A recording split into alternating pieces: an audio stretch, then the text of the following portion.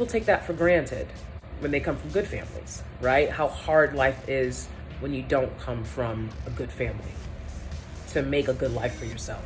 It's not like people who don't come from good families don't want good lives too. Laying the ground for my Rochester White Hot, only available at Wegmans. You guys can't see, I already put the ketchup and mustard and onions down, and then I topped it with my hot chips, the best hot chips on the planet. And this is actually kind of how they make the hot dogs in Romania. They like have the fries in the bun. The bun's really big and the hot dog is pretty small. But, you know, here in America, we like our dogs juicy. Got that white hot for the divestment ladies. White hot for the divestment ladies. Okay, y'all ever see a white hot? It's not pink. Don't let the lies fool you. All right, this one's gonna go in. Getting a man for the unaffectionate woman.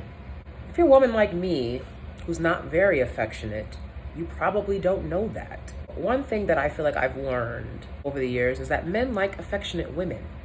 And if you had a similar childhood experience like mine, I grew up in foster care, so you can imagine the lack of affection that a child might receive growing up in the foster care system. With my own biological family, there's not a lot of hugs, touching, consideration, compassion, warmth. I'm just being honest, right? And people, they don't realize that a lot. You know, people would say, oh, why wouldn't a guy want to go out with you? Like, there's something wrong with you, clearly. Maybe I'm a little crazy. But I also feel like good men that come from good families, not every good man comes from a good family, just like not every good woman comes from a good family. But a lot of good men come from good families, right? And so these men want a woman that comes from a good family.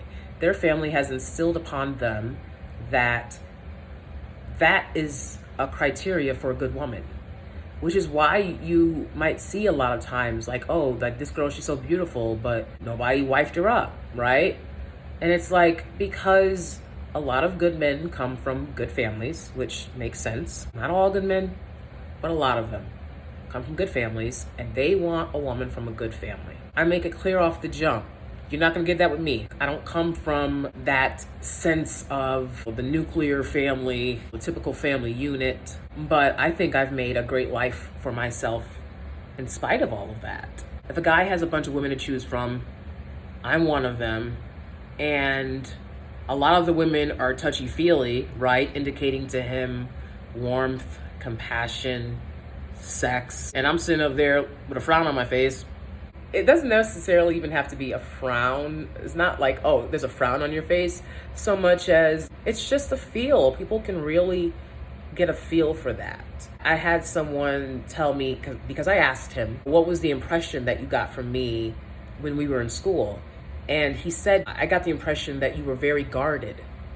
And I'm like, oh, that's absolutely correct. I was very guarded back then. You know, when someone like gives you that hug, you know, like holds you for a long time. I hadn't had that since my great grandmother had passed away when I was 19. I didn't even know what it was like to like have a hug.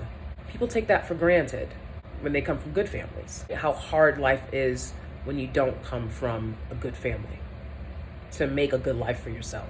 It's not like people who don't come from good families don't want good lives too. For example, my husband's mother is very affectionate. She's very affectionate. She is, you know, she's an Italian mother. She's got 2 sons, and that culture and that dynamic, it's a lot of affection and praise onto the son.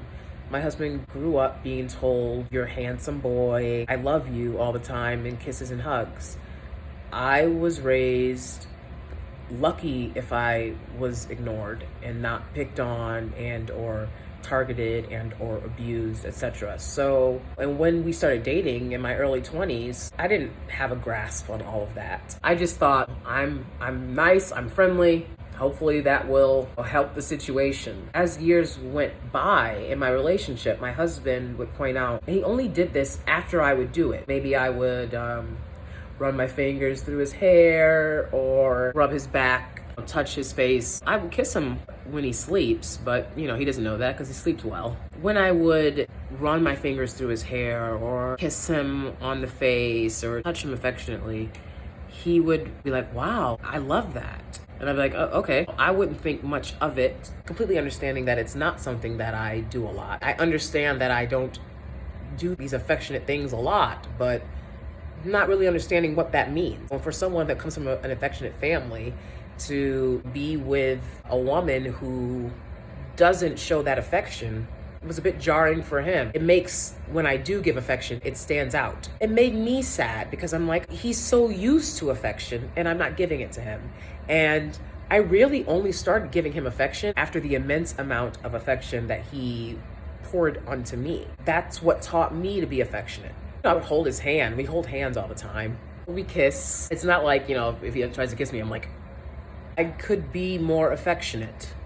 And men like affection. So, how do you get a guy when you're not affectionate? I think my husband definitely gave me some leeway and some room to grow that I'm very appreciative of, to build up in my affection giving.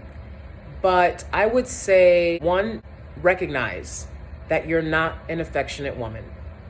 And I think that's not easy because I'm a compassionate woman, I'm a caring woman, I'm an empathetic woman. All of these great nurturing traits. I'm a nurturing woman. My great-grandmother was very nurturing. I wouldn't say she was the most affectionate. That's not the easiest reality as a woman to come to. But if you come to that reality, because it could be something that is blocking you in your future and or current relationship, come to that reality and that understanding and that acknowledgement. Okay, I'm not the most affectionate of women, right? Because let me tell you something, there are women that can be very affectionate and not be nurturing. They just give affection, right? They're just like, I love it, I love to touch you. I've seen it. They're not very nurturing women, but they love to just touch people and, you know, very touchy-feely.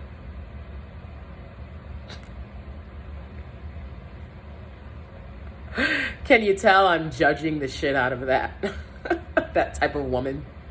But they're out there, and that's fine. And so after you've recognized it, then what? Make a concerted effort to be different, at least once a day, if you live with your partner. If you don't live with your partner, then try to do it every time you guys meet. Try to do something affectionate, right? Rub their back. Give them a kiss on the cheek, run your fingers through their hair. Try to do something affectionate for them to show them that affection.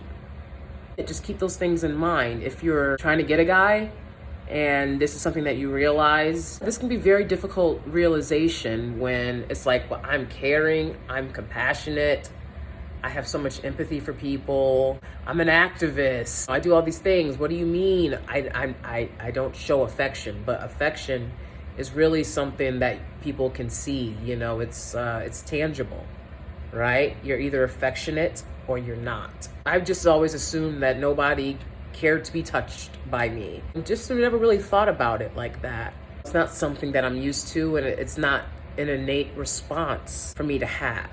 But this video is very important for most women who are stuck in a place where they're like, well, I'm attractive, I'm this, I'm that, I don't understand why I'm not getting the guy.